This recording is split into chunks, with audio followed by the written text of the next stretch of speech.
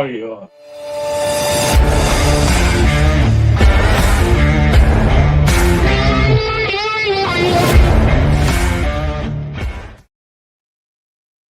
Welcome back to Pittsburgh Sports Saviors. It's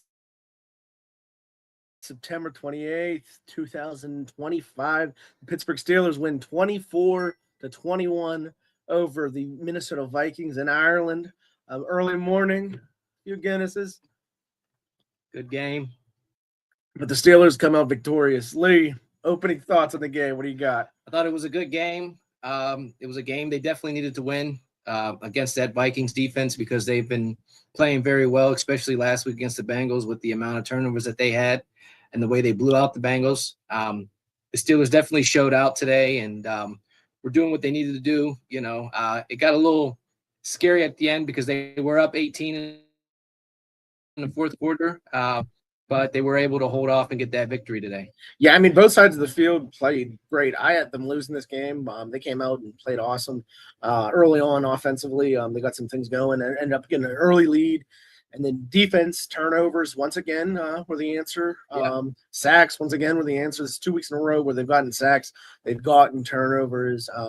And this is a big win, I think, to beat the Minnesota Vikings, who last week destroyed they played Bengals, right? Bengals, They destroyed the Bengals last week, 48-10. Steelers to come out and get a win in a home game, but also in Ireland. Very impressive in my opinion. Sure. They ended up sacking Carson Wentz 6 times for 48 yards, and then offensively, the stats aren't great from Rodgers, but they're good enough. And I mean, what do we got here? 18 of 22 for 200, 1 touchdown. Only got sacked twice himself. Kenneth Gainwell coming in for Jalen Warren. 19 carries, 99 yards, 2 touchdowns. There's nothing bad, in my opinion, that you can say about this game. This is a great win. Yeah, for sure. And I think even going back to the 2 weeks prior to Mike Tomlin's podcast where he was talking about how he wasn't too concerned with the defense, and now this is 2 weeks in a row where they've shown up, gotten 6 sacks in each of those games, and a bunch of turnovers. And, you can't say anything bad about the defense for sure. They showed out.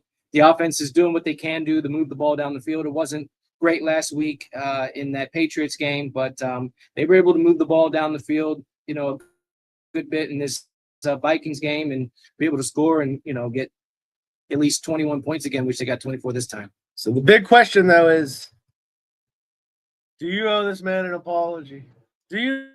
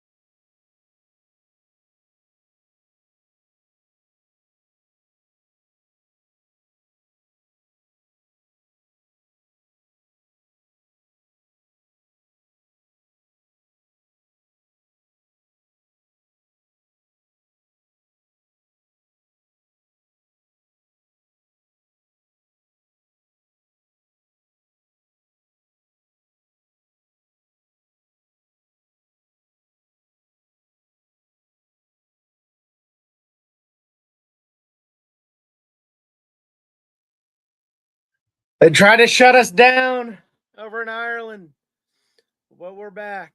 The Pittsburgh Sports Saviors will not be shut down.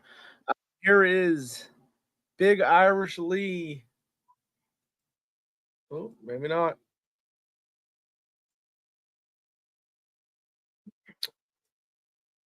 Here's Mike Tomlin.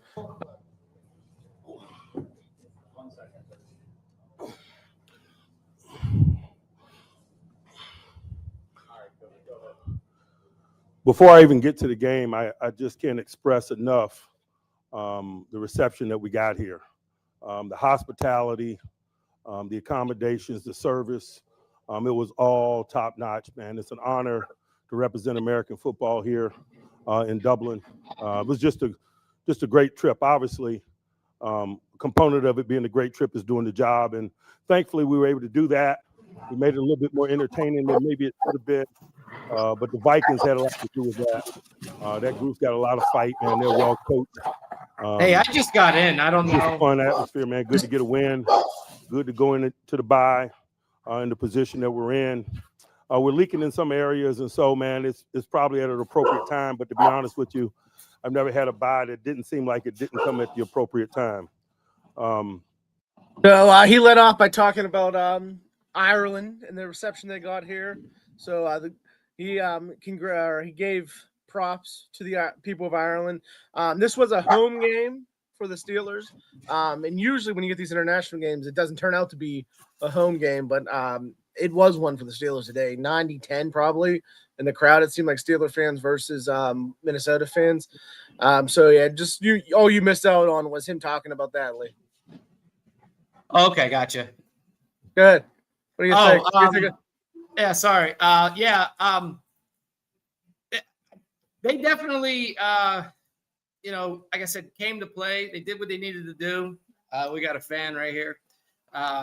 Thank you for supporting. That's a contributor. That's our key contributor. That's our key contributor to the Pittsburgh Sports Saviors. Corporate Jesse. If it wasn't for you, we wouldn't have a. Corporate Jesse got out here with her titties. Corporate Jesse. Let's go. The Steelers did what they needed to do and come in to Ireland in this international game. And, we did talk about during the pre podcast episode about this game, about if, maybe jet lag or anything was going to be a issue or anything. And I think that it wasn't too bad of an issue for them. They definitely came in and did what they needed to do. This defense showed out for sure. The offense can't say anything too negative about what they did today, because there really wasn't too many mistakes. But they came and played. They needed to win this game, and it was definitely a big time win for them. Yeah, they came to play for sure. Got out to an early lead. Maybe they were all out fighting last night, and only Skylar Thompson's got out because he got his ass beat. Everyone else played out there fighting too to get rid of the jet lag. But only Skylar Thompson got his ass beat, so that's the only one we heard about. Maybe Jalen Warren too, but they gave Jalen Warren the excuse of being injured. But they came out hot. And I was surprised. I honestly thought this was going to be a loss, and that didn't happen that way. These guys played amazing. This is one of their better wins in a long while, in my opinion. Yeah. It is a backup quarterback, but still, the Vikings are a good team, and the Steelers just played better. I mean, it's weird. They just had a better team today, in my opinion.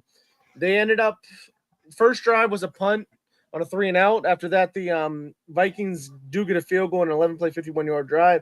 But then from there on out, we got Steelers touchdown, 9 plays, 71 yards. Vikings punt, Steelers touchdown, 1 play, 80 yards to DK Metcalf, an amazing play by him. Next drive for the Vikings, they drove a little bit, 10 plays. But interception. Mm-hmm. Next play, the Steelers they drove again, 12 plays, 56 yards, but the field goal got blocked. And then Minnesota, 9 plays, 81 yards. So at half, we ended up being 14-6. But I mean, given what was going into the game, I couldn't ask for a better first half of the Steelers than a 14-6 lead, right? Yeah, for sure. I mean, they did what they needed to do that whole first half, and they kept the lead like they needed to in that first half, and made plays where they needed to make the plays. Defense held them to just 6 points in that first half to 2 field goals, and a couple turnovers and things like that, which were nice, and a couple sacks. So that's what you want to see for a first half, at least, for a Pittsburgh Steelers team for sure.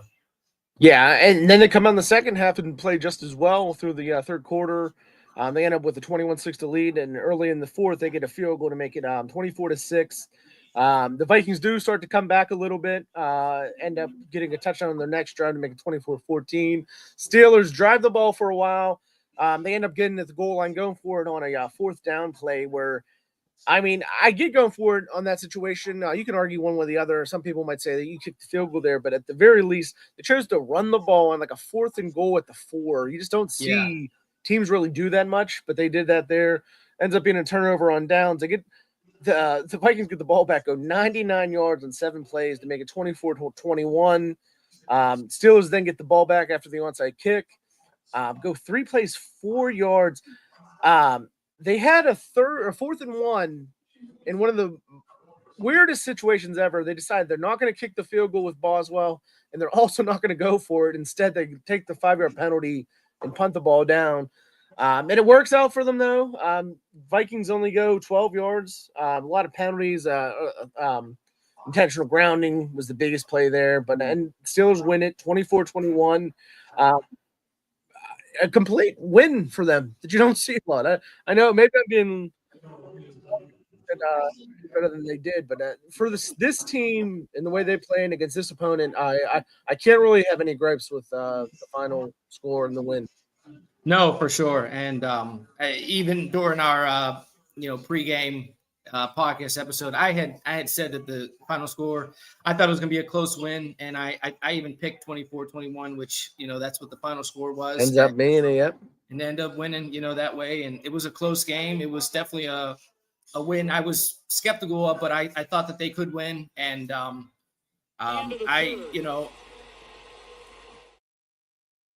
there, yep. Not only do I maybe owe Cameron Hayward an apology, but maybe this team, because I did give them 3 games, and these past 2 games the defense has definitely showed out, and they've had 6 sacks in each games. They've had a multitude of turnovers in each games. They've come to play and do what they need to do and get some wins and score over 20 points.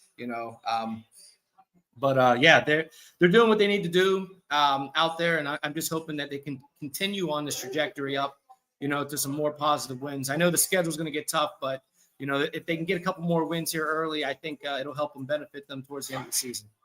Yeah, and Carson Wentz ends up 30 of 46 for 350, 2 touchdowns, 2 interceptions, sacked 6 times, like we said, for 48 yards lost on those sacks. A lot of that yardage I feel like was later in the game once Steelers got out to the lead. So even that number is a little inflated. I think the defense did play well. This might be the best game they've played, even last week, giving up less yardage and all that. Getting more turnovers. I think this might have been, given the circumstances, given the opponent, I think this might be the best game they've played so far. And then you might even argue that on the offensive side too. Obviously, they scored more against the Jets and everything, but I think Minnesota's a much better team than the Jets. Yeah. I think this is the best game that they've played this season. Maybe they got to stay over in Ireland. Maybe that's the answer, is to go cross country or cross Europe, wherever you want to go. Yeah. Cross the Atlantic. That's what I'm looking for, I guess. But we haven't even mentioned him yet. DK Metcalf, great game for him. Amazing catch. I mentioned on there, one he played 80 yards. He ends up with I want to say 5 catches, 5 catches, 126 and a touchdown. His first big game as a Steeler. Yeah. Kenneth Gainwell, 19 carries, 99 yards, 2 touchdowns. Then he added 6 catches for 35 yards. We hear late that Warren's going to be out, and you get a little worried, but nothing, no loss between what Warren would give us and what we got from Gainwell today, right? Yeah, for sure. We haven't seen too much good with the rushing games, and I'll get to the stats, later here, but they end up, total, 131 rushing yards, so they really weren't missing Warren too much on the ground. Kenneth Gainwell definitely came in and stepped up and really ran the ball very well. Had some very good little explosive runs and little plays there where he was able to get out, into a little bit of into the secondary to be able to get some good rushing yards. So it was interesting that that Warren wasn't there, even though they said he was going to be fine and should have been there at the game, but Kenneth Gainwell stepped up and did what he needed to do and showed that he can be a good backup running back for this team. Yeah, this was a very good game on his part. And overall, I mean, this is the best rushing game they've had. 29 carries, 131 yards. That's 4.5 per carry. Yeah. We can take that. We can work with that. Rodgers just at the 200-yard mark. I think I mentioned it earlier. Yeah. Let's see what Mike Tomlin had to say about the game. Yeah. Calvin Austin's got a shoulder. I think he's at the hospital being evaluated. Jalen Ramsey was in and out of the game with a hamstring. Brandon Echols had cramps. Slay got cleated. We were leaking a little bit in the secondary coming into the game without Joey Porter. But such is life. Again, I'm just thankful to get the victory. I appreciate the fight of the guys. Certainly you want to finish that game off cleaner, man. So we got some get better ahead of us, but it's good to do that with the W. We talked a lot about the late, great Ambassador Rooney last night. I know he's smiling at us today, man. It's just an honor, man, to fulfill his vision, to bring NFL football to Dublin, man, and been thinking about him a lot on a personal level, and so I'd be remiss if I didn't say that. I'll pause and open it up for questions. Dan Rooney. We didn't talk about him enough this week. Rest in power. Yeah, he's the real last owner of the Pittsburgh Steelers in my eyes. Yeah. He was a great man.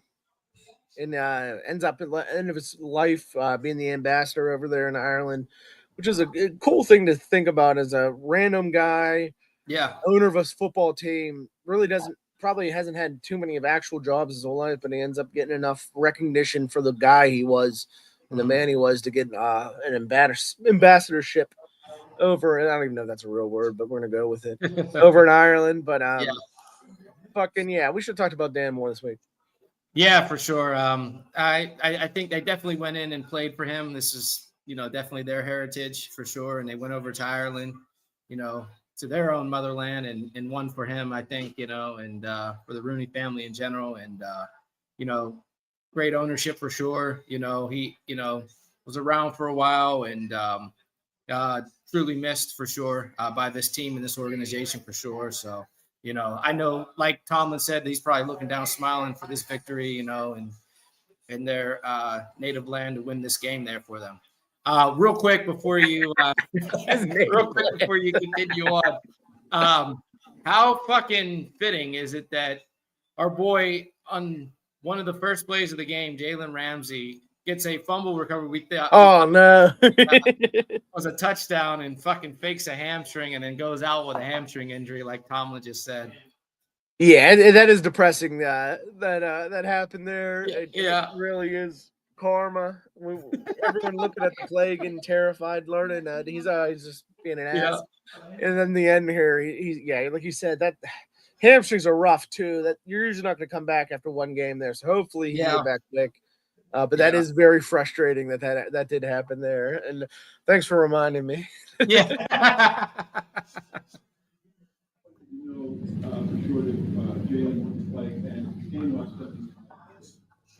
Jalen was a pregame decision. That's why we listed him as questionable. He worked out prior to the game, and we just didn't feel good enough, man. Didn't want to put him in a uniform, and then he wouldn't be able to finish, and then you're working the guy short. And so, we worked him out, and that's where we settled. Jalen's a tough guy. He wanted to do it, but I just thought it was prudent not to. But I also got a great deal of confidence in Kenny Gainwell, man, and he showed you why. Top-notch competitor and professional. He's been a great asset to us, man, in the running game, out of the backfield. He's just a football player first, and I appreciate his efforts today. Yeah, we can't say enough about what Gainwell did. It is a weird situation with Warren just because he's going to have to take a long plane ride home. You have to take a long plane ride there. Who knows how that affected the situation. If this game's in Pittsburgh, maybe he suits up and you see what he can do. But knowing that you're going to have to take these trips and be on these planes and all that, that might have played into it. But now the question is how much do we have to split these carries between Gainwell and him? Because Gainwell 5.2 yards. His long was only 15, so it's not like he broke one for 50 and that inflated his yards per carry. He just played well. 19 carries, 99 yards for him. Yeah, I mean, he played very well, and what's crazy is even starting in that first game with the Jets, we really didn't see Warren that much. We saw Gainwell, and it was starting to think at the beginning of the season is Jaylen Warren going to be the starter? What's going on with that whole thing? And, now, he's got some injury. There's something going on with him, and he's not able to make this game. And, Kenneth Gainwell comes in, has a fantastic game, for almost 100 yards and does what he needed to do for this offense. So, I mean, with a game like this, I mean, maybe you're starting to think that maybe the reps might need to be split between him and Jaylen Warren. Who knows? But like you said earlier, maybe he was out with Skylar Thompson and got jumped by the Irish Mafia with them, and that's why he wasn't able to play. So who knows what happened there? Yeah, but I mean, I think overall it is good news. Kidding aside, that going into the year, no one really was talking about Gainwell, but I mean, they definitely have confidence in him. He comes out game one, and he's pretty much getting all the snaps. We do have some comments. I think there might be an inside job here because this sounds like someone talking out of their ass. That girl's shirt was cool. Maybe that's a true comment. I can't prove that's not a true comment, but I don't know. What are you thinking? I mean, it's a nice shirt. I'm not going to say that it's not. It's corporate Jets for you. I mean, what can you do? How about this one? Do you agree more with this one here? Oh, we're 100%. Me and him, we're like linked. Me and Trump. We're right there. We have the same mindset when it comes to things. We did have a good morning. Some people call it cake and eggs. Some people call it Guinness and eggs. But yeah, overall, we had a good time watching the Pittsburgh Steelers win a game. Let's see what Tomlin's asked next. Speaking about Kenny Gainwell, is that a guy that you think get, an increased role going forward in the next stage? I tell you, man, Kenny's always ready for whatever we ask him to do. And so, no, I would not be surprised by that. He's just a top-notch competitor, and I'm glad he's with us. I thought that we put together a good plan, and I thought they did a nice job of executing it. The Vikings got some challenging schematics. They worked to minimize your four-man rush with max protections. I think the adjustments we made relative to the max protections was a major component why we were able to put pressure on them. And so kudos to TA and company, but also kudos to the men. We had a bunch of guys that played hard and made a bunch of plays today, and we needed them. Maybe that I didn't take that into account, but maybe this was a game where Austin said, "Hey, everyone's saying they should have kept Flores over me," and he schemed it up. And I mean, you can't argue against the fact that this defense turnovers again, sacks again. We were coming into the season told about how historic this defense would be. It hasn't been that way so far this year, but and people are going to look at the overall yardage and maybe you can pull those stats in a second, Lee. But overall, I think the defense played well today. Yeah, I mean, and again, it goes back to, we were talking about one of Mike Tomlin's press conferences a couple weeks ago where he said he wasn't concerned with this defense moving forward after that Seahawks game. And the past 2 weeks, they have shown out with multiple stacks, multiple turnovers, and played very well. And I think that maybe they have some type of plan figured out now. I mean, of course, there's some things they still need to, fix here and there, but they're definitely improving over the past 2 weeks. And they definitely, are showing us that they can be a very talented defense. Historic, not yet, but, we can see what will happen, in the, in the coming weeks with this team, and so I think that they're at a turning point in the season where I think that maybe they're starting to figure some little things out. It was good to have Elliott back in the rotation, still missing Porter, still missing Highsmith, I think. I think that they're figuring some things out, so I think it was pretty good to see. Yeah. So they got Bengals. So they got Brown. They got a bye week, then the Browns and the Bengals. So 2 divisional games in a row. You have to look at how they're playing right now, and I think that this team is playing to a level that we want them to be playing at, and those are 2 winnable games. Browns 1-2 right now. The Bengals are 2-1, but they're out without Joe Burrow. Very key games coming at the right time, I think, for the Steelers to really make some hay in the division. But the big statement we started to talk about earlier on, but we couldn't get through it all. Do you have an apology ready for Cam Hayward? You know what? You know I'm what? gonna- No. Give us the stats. Let me give the stats first. and then tell us what you're feeling. We'll run through some stats. Again, final I'm score. gonna give you the one box. I'm gonna go get a beer. All right. Again, I'm gonna, final score again. Steelers 24 over the Vikings 21. Total yards. Vikings had 372 to the Steelers 313. Pass yards. Vikings had 302 to the Steelers 182. Rush yards, this is, was pretty key. 70 yards for the Vikings, which over the past couple of weeks we've seen where the Steelers have allowed, the teams go over 100 yards, but they did hold the Vikings to 70 this week. The Steelers had a total of 131 total rush yards. Yards per play, the Vikings had 5.2 yards per play to the Steelers 5.9 yards per play. First downs were almost the same. Vikings at 23, Steelers at 19. Fourth down efficiency about the same. 4 for 14 for the Vikings, 4 for 10 for the Steelers.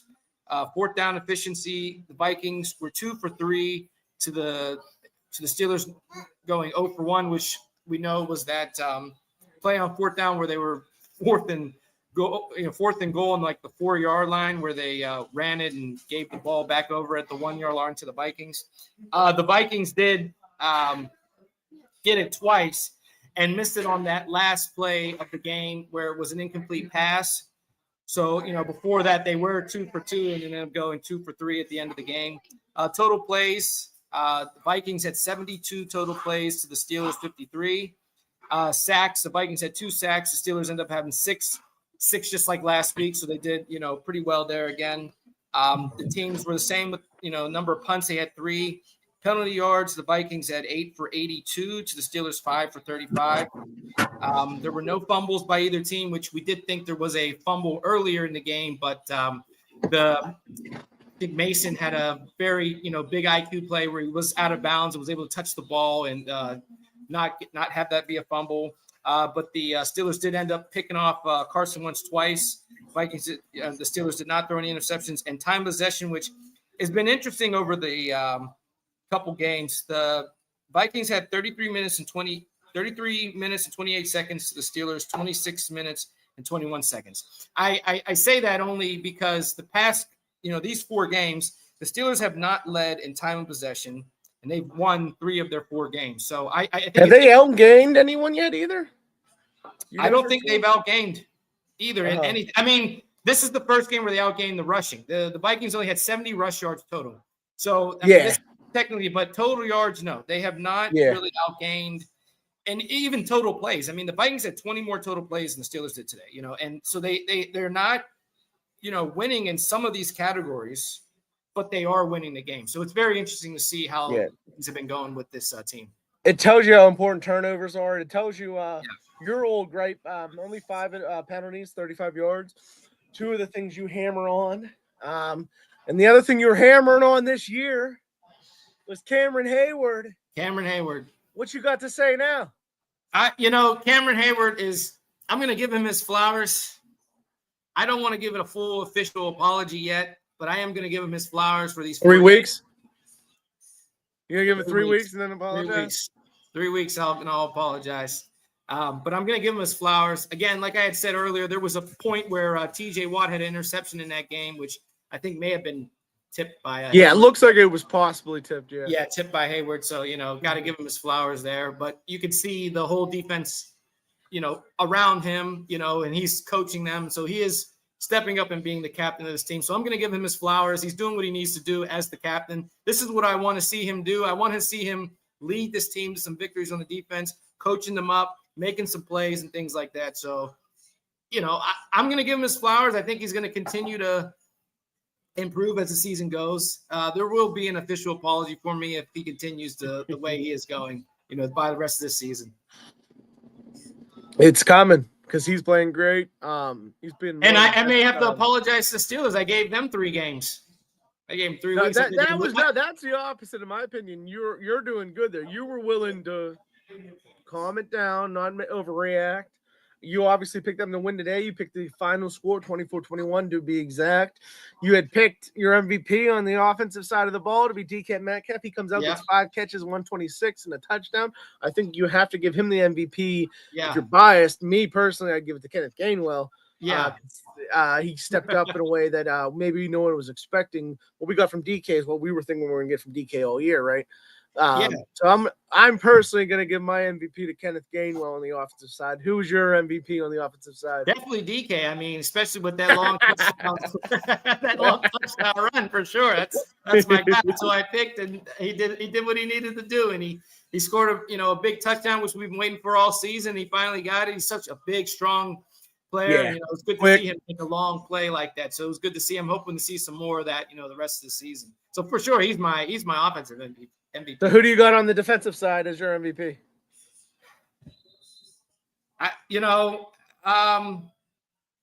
You said Patrick Queen. Go with your guy, Peyton Wilson, saving that tackle. Yeah. Let me tell you something.